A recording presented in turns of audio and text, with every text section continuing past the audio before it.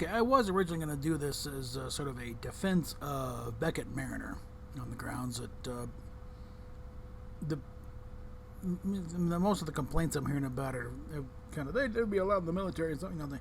Okay, even putting aside examples like Captain Tracy or the various other crazy admirals we've seen through the years that definitely not even made it were in command and admiralty levels, clearly made it through Starfleet.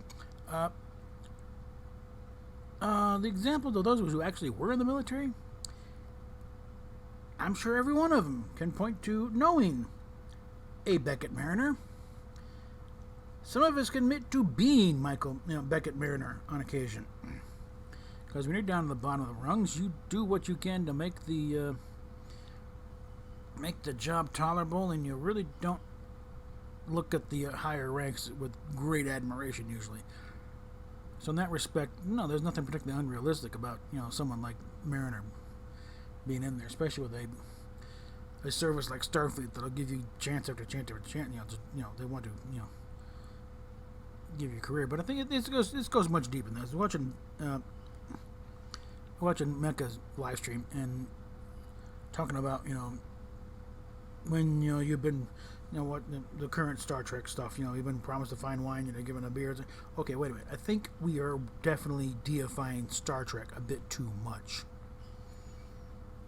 Because probably, even Roddenberry in his lectures say, that Star Trek did not endure because it's great literature. It's not Ibsen or Shakespeare, okay?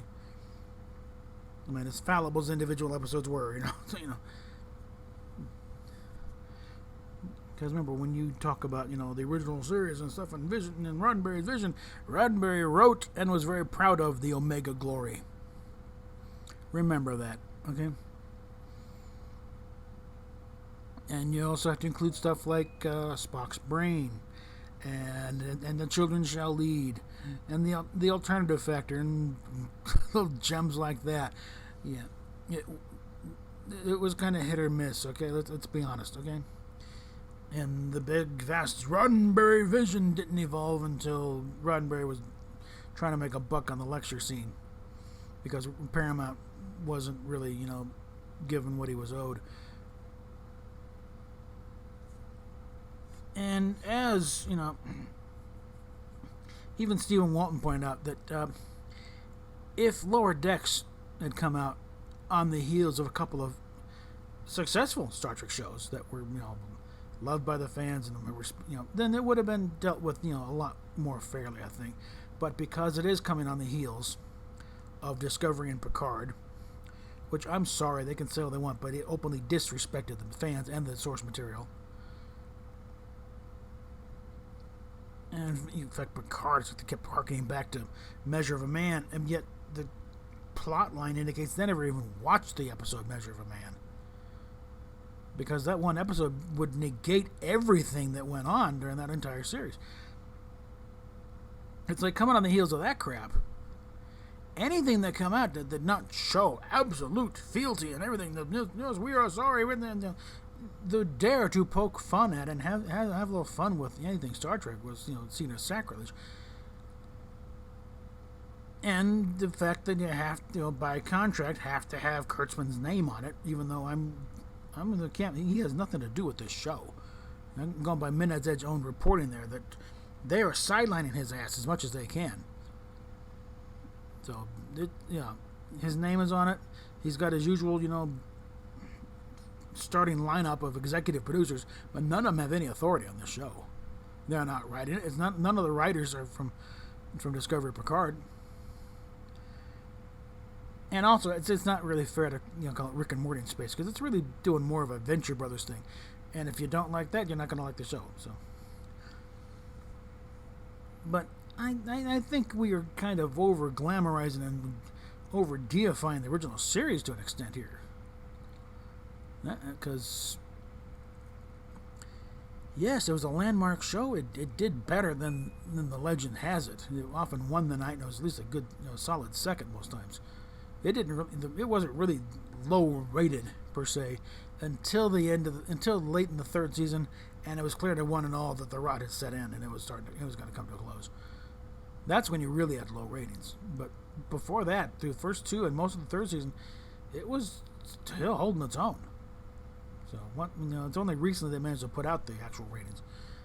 Because until then, NBC could say what they want, no one could prove differently. Now it's like, no, really, it won the night many times, or it was very competitive. But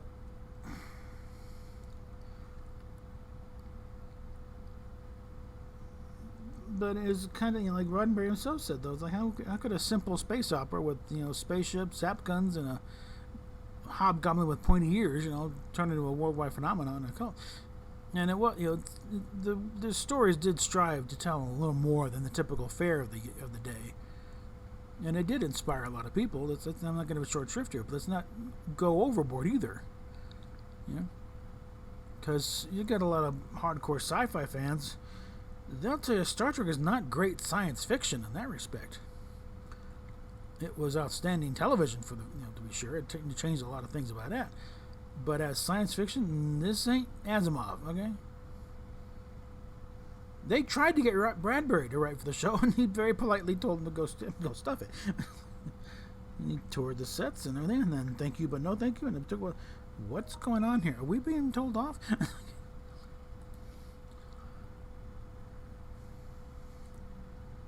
Like, yeah, they tried to get, I'm sure there's some letter somewhere in Roddenberry's files that Ike, please. And then Asimov saying, not my thing, thank you. I'll tell you where you're going weird, but I'm not getting into this here. And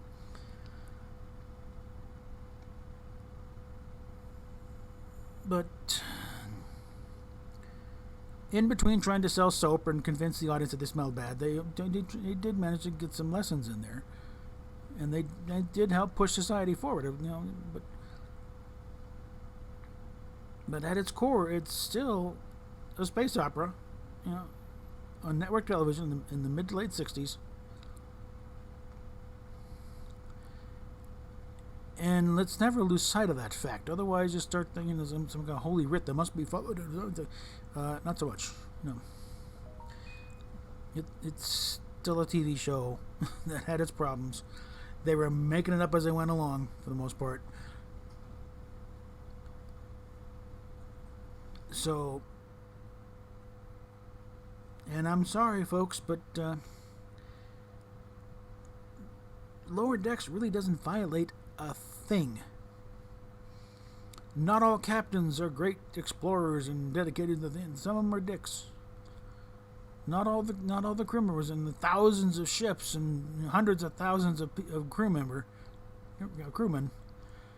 are gonna be go-getters and not in the exemplary community. There's gonna be a few slackers in there,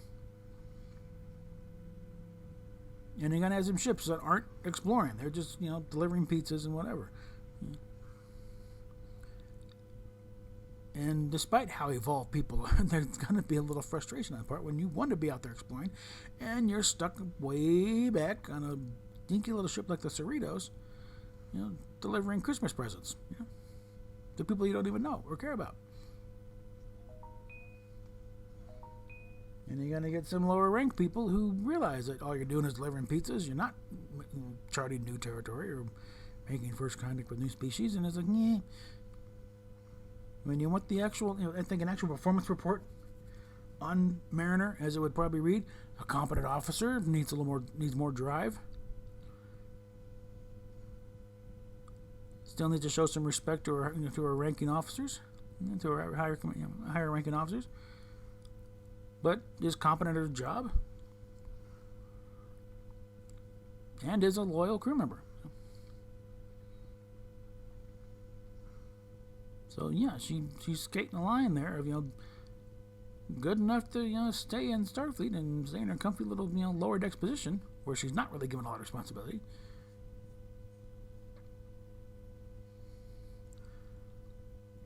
I think keep hearing this comparing to Mary Sue and to Michael Burnham.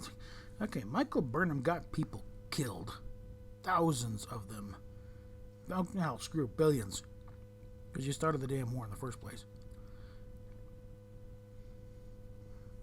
And she was only in there as a favor to Ambassador Sarek. She's got Mary Sue written all over. Beckett, Mariner, no, not so much. I think there was a large element of she's on the Cerritos as punishment. and also partially it's like no other ship will have her at this point.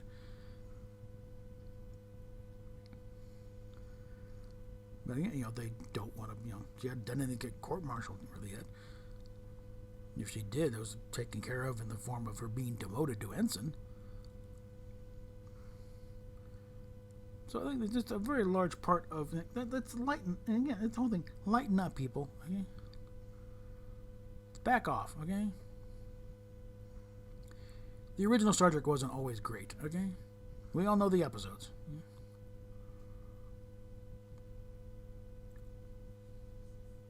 And again, if you take it as its own thing, it's not a part of Kurtzman Trek. I think the biggest tell is the fact that in the opening title, Star Trek is in the proper Star Trek font. It's not in that jangly, Discovery font. Again, this is merchandising stuff that is not insignificant. Look at the Polar Light models and the ones that are out there, the Shinzo and the Disco Prize and the Discovery. They've got that particular font. They're on a separate license. I think next season, I think it's pretty much a given that when they put out a model of the Cerritos through Polar Lights, it will be in that proper Star Trek font. This is not small stuff. This is very large in licensing.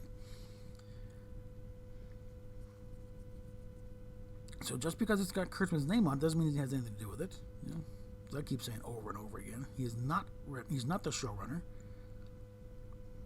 I don't think they even have to show anything to him at all. It's all Mike McMahon stuff, him and his writers. And any criticism of the show should be taken at that level. But I think a large part of it, I think it really is, we have been so defensive and butthurt and kicked upside the head 6 or 7 times by Kurtzman and his crew that, we kind of overcompensated, I think, with the defense of Star Trek in general. And that's why I think Lower Decks is being crucified for sins it's not responsible for. It's paying the price for Kurtzman's sins, really. And I don't think that's fair. And if you like it, don't like it, that's it. But that's all on the show itself. But with regard to any association with Discovery or Picard, that is purely by contract. The shows itself really have nothing to do with each other.